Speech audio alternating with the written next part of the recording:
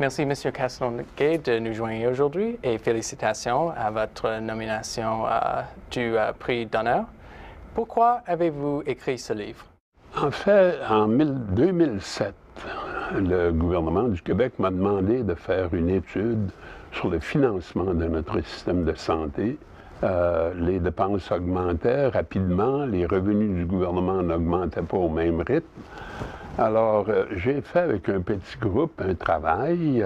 On a travaillé très dur, on a fait un certain nombre de propositions. Et notre rapport a été remis au gouvernement alors que nous avions un gouvernement minoritaire. Et le gouvernement a choisi de ne pas donner suite, en fait, à notre rapport. Et ce qui, à mon avis, était une erreur, évidemment. Et je suis resté sur mon appétit, d'autant plus que dans les années qui ont suivi, la situation ne s'est pas améliorée, malgré le fait qu'on a ajouté chaque année des sommes considérables, des dépenses considérables en matière de santé.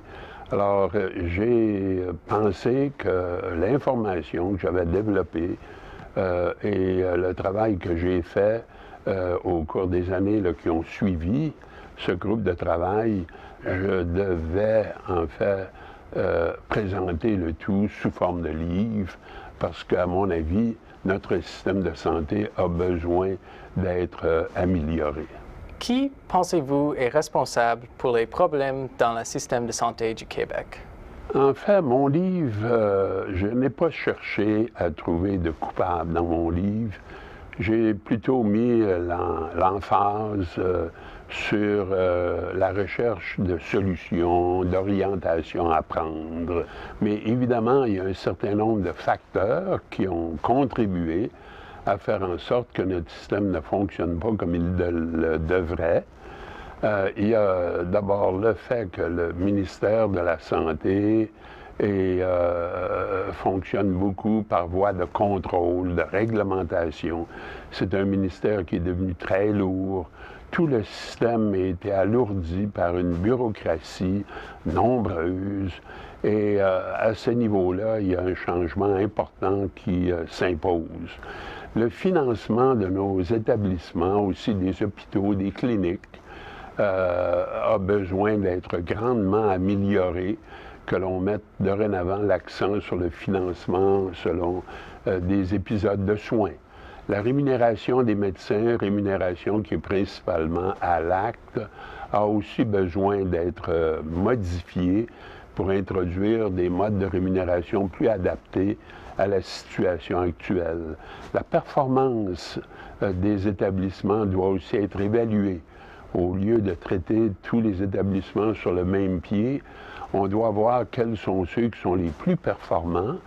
C'est important de renseigner la population et aussi faire en sorte que ceux qui sont moins performants, que les mesures qui s'imposent soient appliquées. Enfin, le cinquième, je dirais, tout aussi important, c'est qu'il nous faut faire des choix, des priorités, établir des priorités. On ne peut indéfiniment toujours ajouter à la couverture de notre système de santé et jamais retrancher ou modifier ce qui est fait. Alors, le choix des priorités m'apparaît comme étant extrêmement important également. Vous présentez un plan pour améliorer le système de santé du Québec. Et combien de recommandations présentez-vous? Dans mon livre, en fait, j'ai formulé 14 propositions. Elles ne sont pas toutes d'égale importance, mais en définitive, en pratique, ce sont les 5 propositions là, que je viens d'énumérer qui m'apparaissent les plus importantes. Et évidemment, ces propositions vont prendre un certain temps si elles sont mises en application. Moi, j'entrevois un horizon de 2, 3, 4 ans avant qu'elles ne soient appliquées. Et évidemment, en cours de route, ça n'est pas un plan d'ensemble qui est rigide que je propose, mais des propositions qui peuvent être adaptées graduellement selon le besoin. Trop souvent dans le passé, vis-à-vis un problème qui se développe dans un endroit dans notre système de santé, on a opté pour apporter des solutions ad hoc, des solutions à la pièce, ou encore de reporter en avant la question. Alors, moi, je crois que cette méthode n'a pas donné les résultats, c'est évident, et qu'il nous faut un plan d'ensemble et un certain nombre de grandes propositions à mettre en application. Quels sont vos espoirs, non seulement pour le système de santé du Québec, mais aussi le système national? Notre système national de santé est composé, en fait, de systèmes provinciaux que l'on retrouve dans chacune des provinces. Ce sont les provinces qui gèrent ou administrent les systèmes de santé. Et c'est par là, à mon avis, que le changement doit se produire en premier lieu. Ce sont les provinces qui ont à faire face aux défis, qui connaissent les problèmes le mieux, qui ont les moyens en main d'effectuer les changements. Alors, c'est pour ça que moi, je crois que mon livre, en portant sur le Québec, qui ressemble à cet égard énormément aux autres provinces, c'était l'endroit sur lequel je devais mettre le plus d'importance.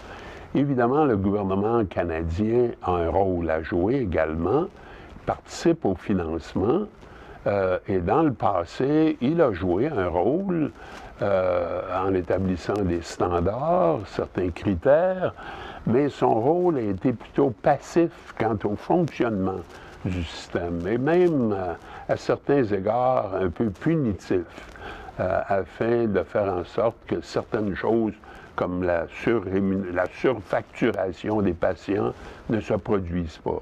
Moi, je crois que le moment est venu où le gouvernement canadien, dans ses méthodes de financement, devrait prendre une approche plus positive afin de favoriser davantage la recherche d'une plus grande qualité, d'une plus grande productivité dans notre système.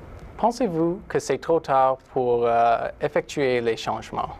Non, je ne pense pas que ce soit trop tard. En fait, c'est un système qui doit continuer de servir les Canadiens, les Québécois, les citoyens des autres provinces.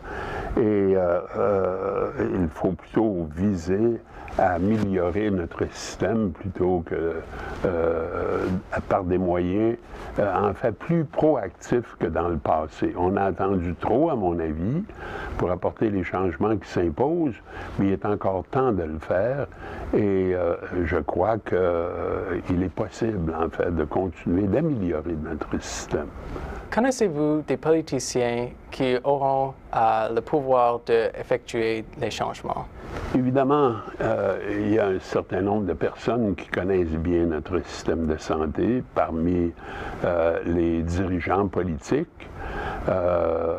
Lorsque vous leur parlez privément, c'est clair qu'ils comprennent la situation et même, je dirais, qu'ils connaissent les changements de façon générale qui devraient être apportés. Par contre, si vous leur présentez un micro et qu'ils parlent publiquement, leur discours change. Et donc, ça devient extrêmement difficile de savoir qui vraiment aura le courage politique, la volonté et aussi l'appui pour apporter les changements qui s'imposent. Mais il y a des politiciens qui, à mon avis, seraient en mesure de le faire. Merci, M. Castonguay. Plaisir. Et félicitations. Merci.